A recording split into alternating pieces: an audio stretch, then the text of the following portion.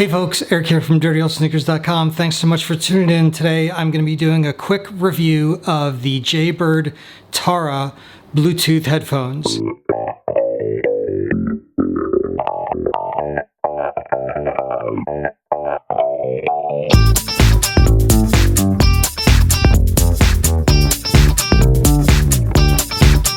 If you are new to Dirty Old Sneakers, first of all, thanks for being here, and please make sure you just subscribe to my channel below. I do a series of reviews for Bluetooth headphones, and I look at a bunch of different categories, and those categories are price, type, whether they're earbuds or bone conductive or over-the-ear, weight, sound isolation, battery life, the good, the bad, and then I give you a conclusion. So let's start out with price. This is the first thing that I really like about the Tarah, is that they're very accessible in terms of price. Jaybird is putting them right under the $100 mark at $99.99. So if you haven't taken the plunge into Bluetooth earbuds yet, this is your time to do it. With the silicone ear gels that I have on, the weight comes in at just over a half ounce, or 0.6 ounces on my scale. Right in the sweet spot for what you want your headphones to be at if you're gonna be using them for a long run. I gotta tell you that as far as sound isolation goes, I was pretty excited about that.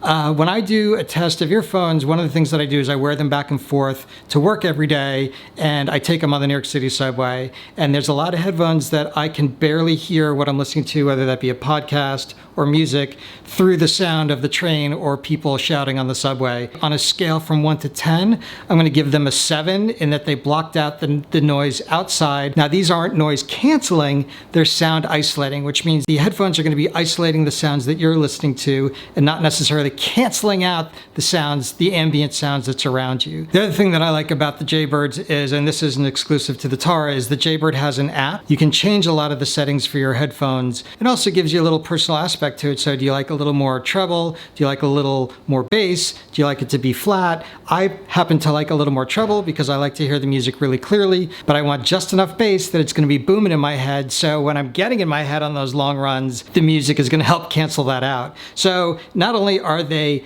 sound isolating, but they are thought isolating too. So if you're somebody who gets into your head and has that problem with negative thoughts during runs, oh my God, I can't do this anymore, my body hurts.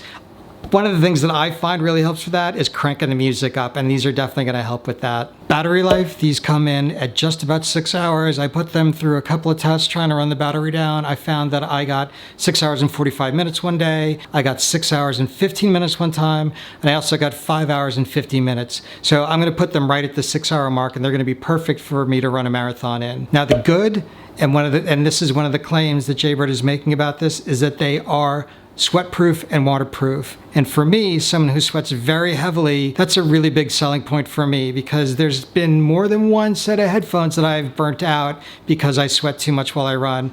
It's also fall. If you're training for that fall marathon, it's going to be something that you're not going to be worried to wear when you're going out and it's drizzling, or even if it becomes a heavy rain, these are not going to burn out. Also, for the good, I found that when I was taking phone calls while I was running, that the sound was really good. It wasn't completely isolating my voice. My wife had to ask me a couple of times what I was saying. But I was running on the West Side Highway, so there was a lot of ambient noise with the Hudson River on one side and cars on the other. But she could hear me pretty clearly. She just had to ask me a couple of times. So for phone calls, I'm going to give it definitely a thumbs up. As with most of the Jaybird earbuds, it's going to come with an array of silicone gels, so you get the right one for your ear fit. Now, I don't know why, but I have oddly shaped ears, and I wind up having to use one size for one ear and one size for another.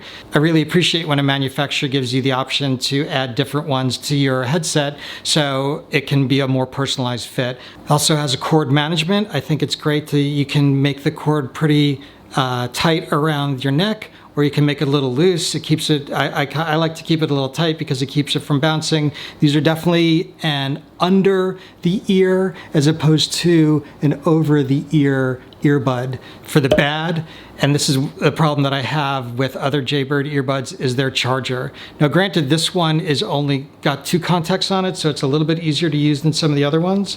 But the fact that they have this special charger, I don't know why Jaybird can't just put a micro USB port on one of the earbuds so you can charge it that way, and you can just have one cable in your bag if you're traveling. You don't have to worry about losing this little tiny charger. charger. In conclusion, I think that that's a really decent headset. Like I said at the upfront, it's $100. It's a really great entry level, great sound, decent battery life, good phone calls.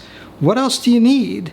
2 thumbs up. Great job, Jaybird. So if you like this video, smash that like button below. Get it up to the YouTube algorithm a little bit more so more eyeballs can get on it. If you like gear reviews, race reviews, anything endurance sports related, make sure you subscribe to my channel and hit that bell next to it so you get notified when I put new videos up just about every week. Thanks so much for tuning in, folks, and I'll see you next time.